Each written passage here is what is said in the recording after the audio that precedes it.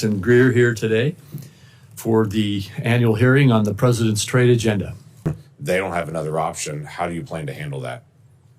Senator, the President has been clear with me and with others that he does not intend to have exclusions and exemptions, especially given the nature of the action. If you have Swiss cheese in the action, it can undermine the overall point, which is to get rid of the deficit, achieve reciprocity. Completely agree with Senator Cantwell. I mean, I just don't get it. Other countries did not. Other countries signaled that they'd like to find a path forward on reciprocity.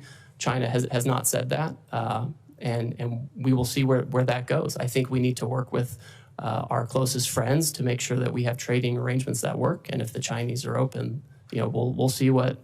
But they haven't signaled that at all. So I don't think that's in the very near term with China. The fact on semiconductors, while you gave a small exemption, you didn't view about this, but I see a distinct difference between those countries who have come to us and they said, we understand your issues, we understand the deficit, we understand your desire for reciprocity, and we want to work with you on this. And the Chinese approach, which has been, we're going to retaliate. We're trying to remedy it. Senator Young.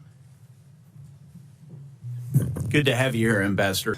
So as you know, yesterday, the President directed Secretary Bess and myself to interact with the Japanese. We've already been having several conversations with them over past weeks. So this is not a new development, but we are taking it to a new level. And let me just begin by commending you. Obviously, we want to have more market access in Japan. For us, we feel like we could have more and better agricultural market access. Not as long as they have to, but is there a timeline you're dealing with?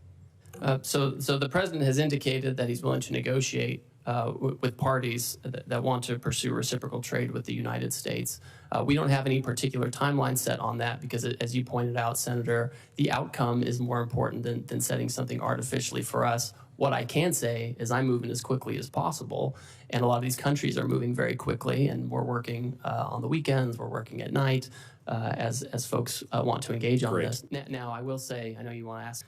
So, Senator, we've already had many countries, many of our markets, explain that they are not going to retaliate against the United States. And in fact, Vietnam, for example, they've lowered their tariffs already on cherries. They've lowered them on almonds and apples, things that I know are important to the Pacific Northwest. And this is exactly the right direction that we want to go in. I look forward to hearing from you what other kind of market action. Recognize that America's been very generous in opening up our market. And Vietnam is one of those countries that understands that it is, frankly, one of the major targets of this action because their trade surplus with us is so lopsided. I think it's every $15 they export to us, we send them $1, and they remain closed to our exports where we can be in competitive agriculture, et cetera. But they've come to the table with an offer, right? We didn't go out and say, please come talk to us. They beat down our door and they want to talk about it.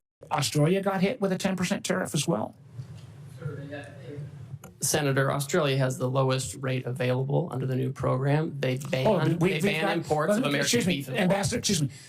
There is a trade. We already have a free trade agreement.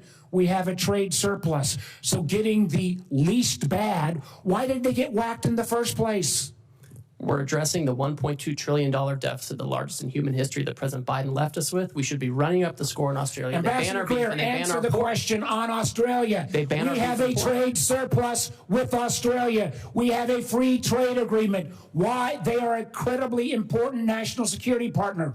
Why were they whacked with a tariff? Senator, despite the agreement, they ban our beef, they ban our pork. They're getting ready to impose measures on our digital companies. With your Greek letter formula, the fact that we have a trade surplus. We have a global tariff on everywhere. We're trying to address the $1.2 trillion deficit that Biden left us with. I think that answer, sir, you're a much smarter person than that answer.